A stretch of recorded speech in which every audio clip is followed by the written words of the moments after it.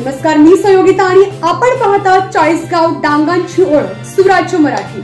पाहुयात आजची घडामोड। अकोले तालुक्यातील समशेरपूर येथे मंडळ स्तरावरील जागतिक मृदा दिवस 5 डिसेंबर रोजी साजरा करण्यात आलाय। यामध्ये राघू पेढेकर कृषी सहाय्यक समशेरपूर यांनी कार्यक्रमाचे प्रास्ताविक केले।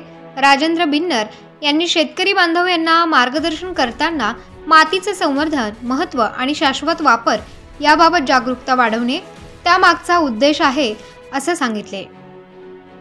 माती ही पृथ्वीवरील जीवनाचा आधार आहे, कारण ती अन्न सुरक्षा, जैवविविधता आणि पर्यावरण संतुलनात महत्त्वाची भूमिका बजावते।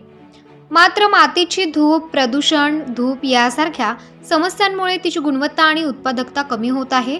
जमिनीची काळजी घेणे, मोजमाप, निरीक्षण, व्यवस्थापित करा ही 2024 ची थीम असणार आहे। मृदा परीक्षण अहवालानुसार द्यावयाची खत मात्रा याविषयी माहिती दिली।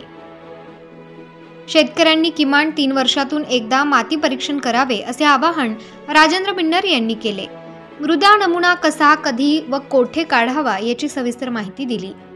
कृषी पर्यवेक्षण साहेबराव वायाळ यांनी 1 रुपयात प्रधानमंत्री पीक विमा योजना विषयी सविस्तर माहिती दिली। जास्तीत जास्त शेतकरी यांनी योजनेचा लाभ घ्यावा असे आवाहन केले आहे। अनिल बांबेरे कृषी विभागाच्या महाडीबीटी पोर्टलवरील सर्व घटकांची माहिती दिली। ग्राम रोजगार सेवक रोहिदास भरीतकर यांनी आभार प्रदर्शन मांडले।